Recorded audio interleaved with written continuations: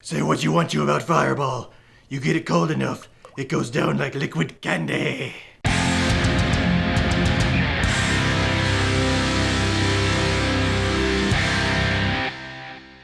What's up, Bat Fam?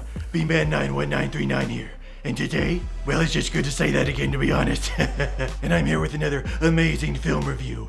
Except this time it's not animated because ain't nobody got time for that. I'm continuing my little stroll down Narcissist Lane and reviewing a movie all about me. Batman, 1989. And frankly, the fact that Prince did the soundtrack to this movie tells you everything you need to know. Just a little fun fact for you. We originally approached Michael Jackson to do the soundtrack for the film, but I thought it was a little too on the nose considering me and Robin's relationship. This is gonna go great. I'm pretty sure this version of myself is only in it for the biff pow booms, because this sequence makes no sense whatsoever. Let's break it down. Step 1. Observe someone being robbed in an alley. Step 2. Everyone come see how cool I look. Yeah, we get it, Keaton. You're the best, but let's move things along, right? Step 3. I beat up some bad guys in my cool little Nikes. No, really, I'm wearing Nike shoes. Zoom in on that. Yeah, those are some Nikes. Those are some Bat Nikes. And then I leave the criminals on the rooftops with the cash and the credit cards that they just stole. What did I even do? I mean, yeah, they're a little frazzled, but you pick up the credit cards, pick up the cash and go. I mean, there's no doubt some pants were definitely soiled during this whole encounter, but I mean, I basically just kept their laundry service in business. Batman, keeping laundry services in business since 1939. I have a feeling that 90% of Jack Nicholson's scenes, he didn't even know the camera was rolling. In this scene, she goes, "You look fine." And he just looks at her and goes, "I didn't ask." I guarantee you, he didn't know the cameras were rolling during this. Skip, I don't know why they added Knox into this film, but I am not a fan. Gotham, celebrating 200 years of crime. Here's to another 200, I guess. Sorry, I am gonna come back to Knox for just a little bit. In one scene he says, "If you want me to pose nude, you're gonna need a long lens." Let's just pause here for a little photography minute. If you say you need a long lens, that means you need to film something that's either very far away or very small. Not a good thing to say to a woman that you're trying to have sex with, Knox. Oh, Alfred, my sweet baby boy, you are literally the only thing that kept these 4 movies together. You're the best. Michael Gough is the best Alfred there ever was and ever will be. You can fight me on that. How does no one know who I am? Vicky Vale, I get it. She's from out of town. She doesn't know a lot about Gotham City, but Knox? He's a reporter in Gotham. How does no one know who Bruce Wayne is? Not that I'm Bruce Wayne. This is just how the movies portrayed it. I'm someone that you would never suspect, and I'm very well hidden, and I don't live under Wayne Manor like they portrayed in the movie. Just throwing that out there. 6? Yeah, 6 is good. Yeah, 6 is good. Yeah, let's get 6 of those. Come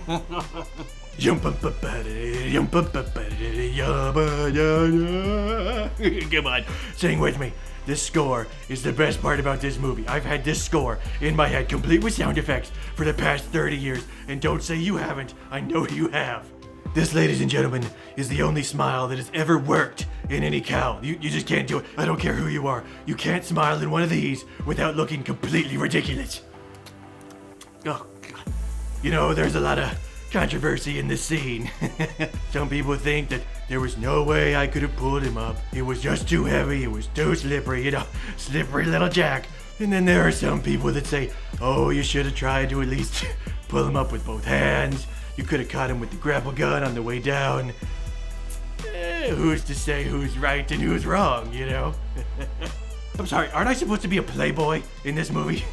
Isn't that a pinpoint of my character, that I'm a playboy, all women love me? I should have known this date was going to be terrible. To be honest, the only reason I even got laid was because Alfred gave us wine, talked me up, and then left us alone to play. Alfred is the best wingman a guy can have, to be honest. Boy, I really wish I could play the Joker laugh without getting a copyright strike on the channel, because this is the best Joker laugh there's ever been. I mean, I know it's technically just Jack Nicholson's laugh, but he was bored to laugh like the Joker. Okay, strike everything I just said about Alfred, I guess. Alfred, let me explain something to you. If a woman I've just had a one-night stand with comes downstairs and says, well, I'll see you when you get back. You just go with it, okay? You don't correct her. Just let her go on her merry way.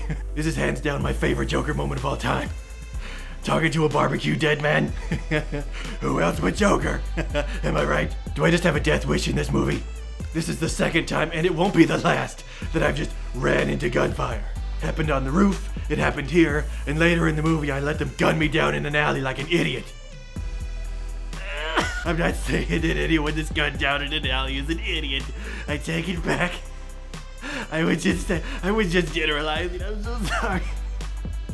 I need a bit. Fun fact, I was actually watching from the skylight the entire time. I just found it too entertaining. And I mean, I wasn't about to interrupt a Prince song. That's something I just will not do. Speaking of the skylight, a lot of people have accused me of being a little too extra. Okay, you just wish you could come crashing through a skylight and make an entrance like me. Be real with yourself for just 5 seconds. Everyone's just jealous of me. Jealous of the B-Man. Talk about making an entrance. This car, oh, it's beautiful. My favorite Batmobile on film to this day. I mean, it comes with a cost. You know, my ears get caught every now and then when the cockpit closes, but you know, beauty comes at a cost. Beauty comes at a cost. And just one more fun fact. This is Reggie's first on-screen appearance. If you remember Reggie from the ASMR video, this is the first time he was on film. He was so excited. Look at him. Look at how cute he is in that little cage. A lot of people ask me why he wasn't free to hang on the ceiling with his brothers and sisters. Well, he knows why. I love the separation between Batman and Bruce Wayne in this movie. Batman is twisted steel and sex appeal, just like he should be. But Bruce Wayne, he's just an idiot. No, you know, you wake up and you go downstairs and you have breakfast and you kiss someone goodbye and you go to... What are you talking about, stupid? I've made it as simple as I possibly could for you. I'm Batman. Just say that. Just say that. Stop with the idiotic rambling, okay? I gotta say, as much as I loved my parents, and I did love my parents, I love the twist that Joker shot my parents way more than them.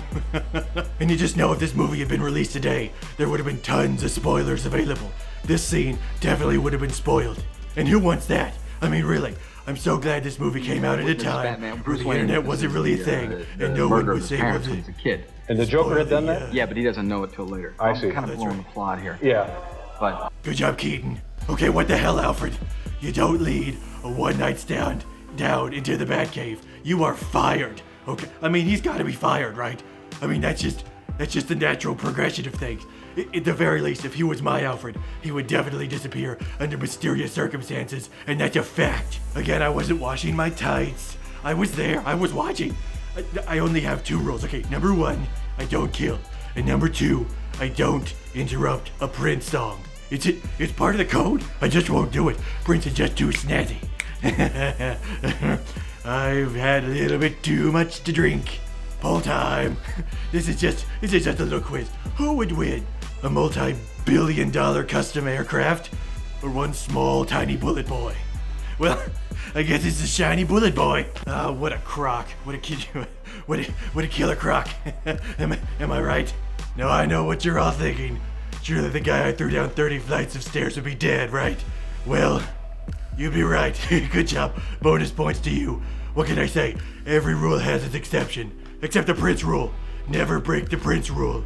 Who could forget the death of the Joker? Because Jack Nicholson wanted too much money to come back for the sequel. No, really, he's still making money off of this movie. Look it up. Look up how much money Jack Nicholson made off Batman 1989. That man is a negotiating genius. And in the end, as always, I'm victorious, brooding proudly above the city. I mean, what more could you want in a movie, you know? 2 villains? That'd be stupid. So make sure to join me next time when oof. I'm gonna need a lot more splishy splashy for this one. Anyway, join me next time when I review this piece of crap. Later, nerds.